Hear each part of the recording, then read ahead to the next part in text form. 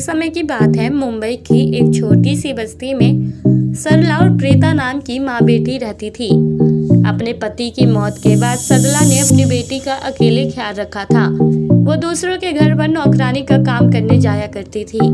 इसी दौरान सरला को करण नाम के बिजनेसमैन के घर में नौकरानी का काम मिल गया था, जो सरला को उसकी मेहनत के पैसे भी देता था और उसे अपने घर पर रहने की जगह भी दी थी। सरला अपनी बेटी के साथ करण के घर में रहने लगी थी और उसके घर का काम करके 2 पैसे कमाया करती थी। इसी तरह वहां रहते हुए सरला और प्रीता को काफी लंबा समय हो चुका था।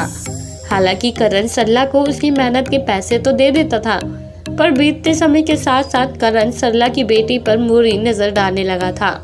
एक बार तो उसने प्रीता पर जबरदस्ती तक करने की कोशिश की थी, लेकिन करण से डरने वाली प्रीता करण की इन हरकतों के बारे में अपनी मां को बताने से डरती थी।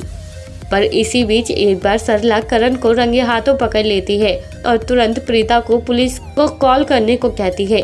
कुछ देर बाद ही वहां पुलिस आ गई थी, जिसने करण को गिरफ्तार कर लिया था।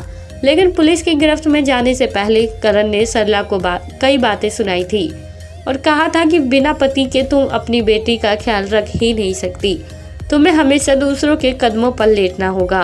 हालांकि पुलिस ने करण को गिरफ्तार तो कर लिया था, पर करण की बातों ने सरला को खुद के पैरों पर खड़ा होने के लिए मजबूर कर दिया था, जिसके तुरंत बाद से ही सरला ने कुछ दिनों तक नौकरानी बनकर काम किया और जल्द ही उन पैसों से आलू की चिप्स की दुकान खोल ली। सरला की ये दुकान खूब चलने लगी थी। उसके यहाँ ढेर सारे लोग चिप्स खरीदने आया करते थे।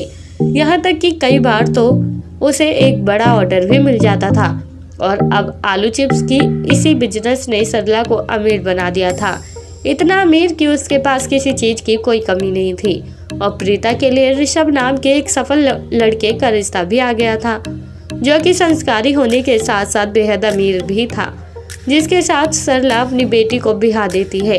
अब सरला अपना खुद का बिजनेस खोलने के साथ साथ अपनी बेटी की शादी करवाकर बहुत खुश थी। उसकी बेटी भी अपनी शादीशुदा जिंदगी बेहद खुशहाल तरीके से जी रही थी, जिसे खुशियों के साथ जीते हुए देखकर सरला बहुत खुश होती है और करण को याद करते हुए उसकी ढेर सारी बुराइयों के साथ साथ उसकी एक तारीफ भी करती है कि अगर उस वक्त वो सरला को ताने नहीं कसता तो शायद सरला खुद के पैर पर खड़े होने का कोई कभी सोचती ही नहीं। तो दोस्तों, कैसी लगी आपको आज की हमारी ये कहानी?